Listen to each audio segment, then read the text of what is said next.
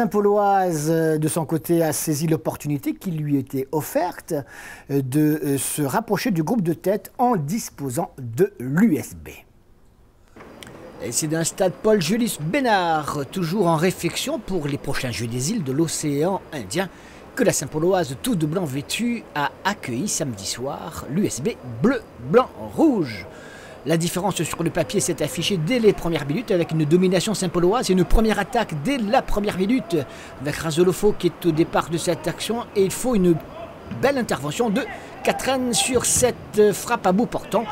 Catherine Alexandre de son prénom, excellent, on l'a vu depuis le début de la saison, qui doit intervenir très rapidement. Par contre, il n'y pourra rien 2 minutes plus tard, lorsque sur ce corner de la droite vers la gauche pour l'équipe saint-pauloise toujours, il y a à la réception qui donc, Larry Edmond, reprise de demi-volée sous la transversale, et cela fait 1-0. On commence à craindre pour l'USB, 3e minute, je vous le disais. Craindre pourquoi? Parce qu'il y a 2 absents de marque dans cette équipe bénédictine. Il y a David Martin, mais surtout le capitaine Christopher Ferrer, dont on connaît l'enthousiasme, la ténacité. Il a du caractère, le garçon, il sait mener ses partenaires au combat. Et bien là, il n'était pas là. Il n'était pas là et ça se ressent avec une nouvelle occasion, évidemment, pour l'équipe saint-pauloise toujours. C'est Razolofo qui reprend largement au-dessus des buts d'Alexandre Catherine. Et finalement, à la 23e minute, alors que l'USB n'a toujours pas mis le nez à la fenêtre, Razolofo dribble le gardien, cette fois qu'il n'y peut rien pour marquer le 2e but de son équipe. 2 buts à 0, on craint vraiment le pire pour l'équipe de l'USB. 23e minute, vous le savez, une Saint-Pauloise qui déroule, qui se crée des occasions. Regardez, Fabien Debré pour le côté droit avec ce centre renvoyé une première fois, puis repris de demi-volée acrobatiquement par Razolofo, et Catherine est encore à la parade. Donc on en restera là sur ce score de 2 buts à 0 à la mi-temps. L'USB va réagir au cours de la seconde période. Elle revient avec les encouragements justement de Christopher Ferrer, dont on entendra les commentaires tout à l'heure, et qui encourage ses partenaires. Bon, il faudrait peut-être commencer à jouer à ce moment-là.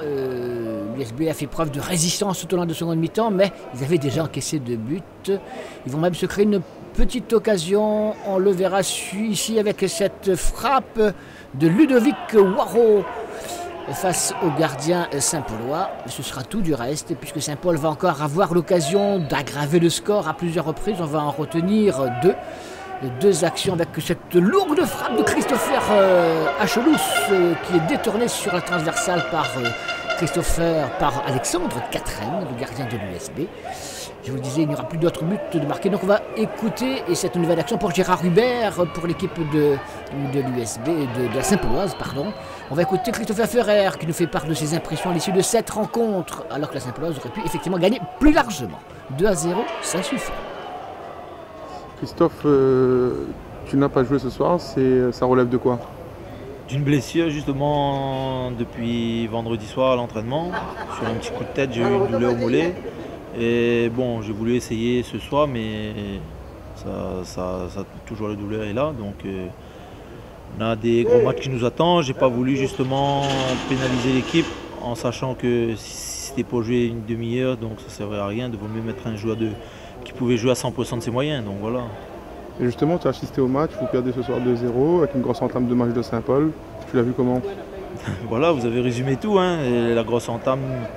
Nous on était absents à la première période, on prend 2 buts voilà, sur encore un coup de pied arrêté.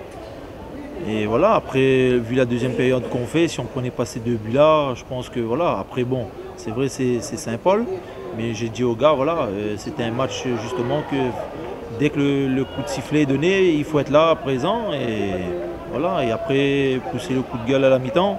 Et voilà, c'est trop tard, on perd 2-0 contre Saint-Paul, et Saint-Paul mérite son match. On a l'impression que l'USB s'est réveillé en deuxième mi-temps. Justement, on est rentré dans les vestiaires, on s'est dit ce qu'il fallait se dire.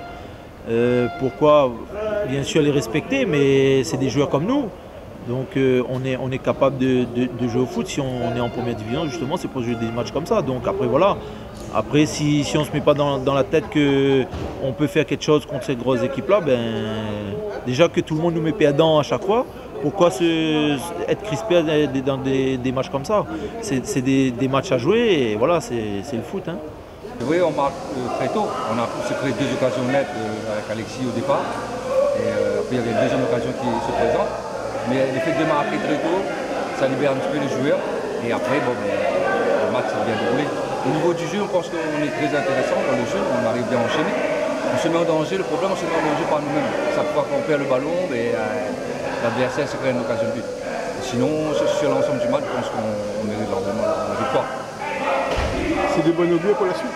Oui, c'est bon augure pour la suite parce que les adversaires qui arrivent, c'est un lit, Petit-Île, c'est un petit peu dans le même calibre, c'est des équipes qui défendent bien en bloc. Donc là, bon, mentalement, c'est bien, je pense qu'on peut affronter les équipes qui arrivent. Les nouvelles de Damien Espérance? Cette semaine, il s'est entraîné. Donc là, il est parti voyager, je crois, ce soir. Donc il reprend normalement